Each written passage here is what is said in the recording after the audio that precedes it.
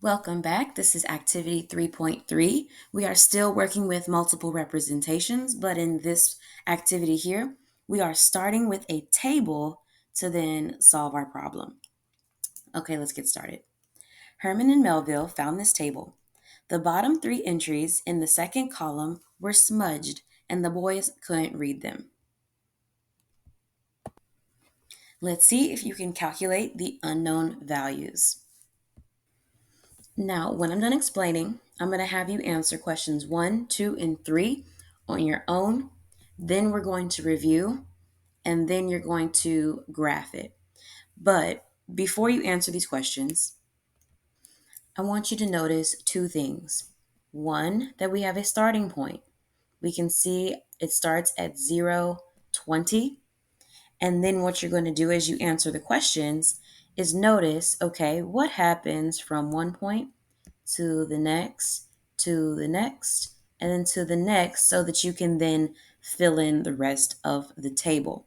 So let's read these questions. Number one, it says, what is the unit rate of change shown in the table? Explain your reasoning. So just explain how you got your answer. Define variables for the quantities in the table and write an equation. And then number three, use your equation to complete the table and make sure you're showing your work. So you're completing the table and you're showing your work. These three questions you're answering and completing either on your own or with a partner. Set your timer now for about 5 to 7 minutes. And yeah, 5 to 7 minutes. Pause here. Alrighty, now that you've had some time to work, let's go ahead and compare answers. So number one, what is the unit rate of change shown in the table? Well, I got the unit rate is $3 per minute because I noticed for every 1 minute that it increased, the total dollar amount also increased $3 plus $3 plus $3 plus $3 plus three more dollars. Oh, wait, I'm sorry, that's a typo. Hold on. The last part of that table increased 6 because they increased by 2 minutes. From 3 to 5, they increased 6 minutes from 29 to 35. Okay, question number 2.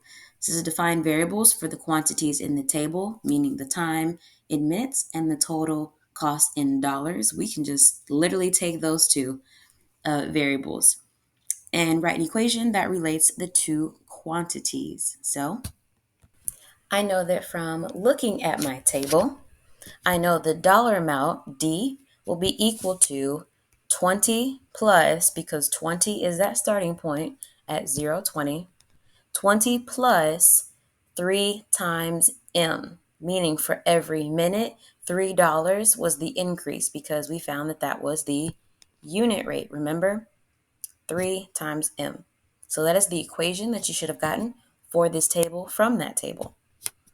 In question number 3, use the equation to complete the table, show your work. So now that I've gotten you this far, I actually want you to pause here. I'm going to pause here before I show you the values because I want to give you some more time to do it on your own, but I am going to help you with number 4 to complete our graph. So for your graph, here's just an idea of how you can set it up. You don't have to do it just like this, but this is going to help get as many points on this graph as possible.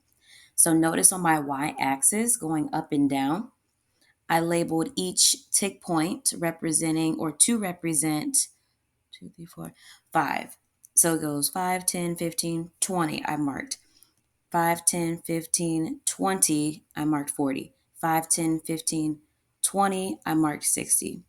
So that'll allow you to get as many total cost values as possible. And then on your x-axis, I labeled each interval to represent 2. So 2, 4, 6, 8, 10, I labeled. 2, 4, 6, 8, 10, another 10, so 20. 2, 4, 6, 8, 10, another 10, so 30. So use this method or this format to fill in your tables from the value once you've used that equation to fill in that table. So I'm going to pause it right here. I'm going to zoom out a little bit more so that you can see everything.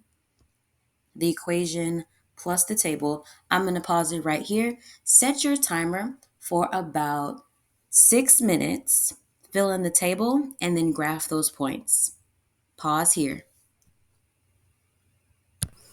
Alrighty, now that you've had time to work, let's go over our answers. So notice in my table the values I filled in for 10 minutes, I got $50. 20 minutes, I got $80. And 50 minutes, I got $170.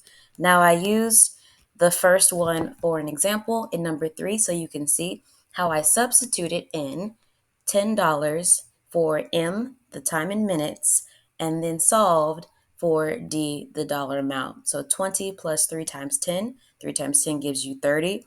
30 plus 20 gives you 50. And I took it one step at a time. And then for question 4, where you're graphing, your graph should look something like this, starting at 0, 20, and those points that you plot should form a straight line that looks similar to this one. Alrighty, if you need to take a couple seconds to get this copy down, go ahead and do that. But if not, great work in this activity, and I will see you in the next video.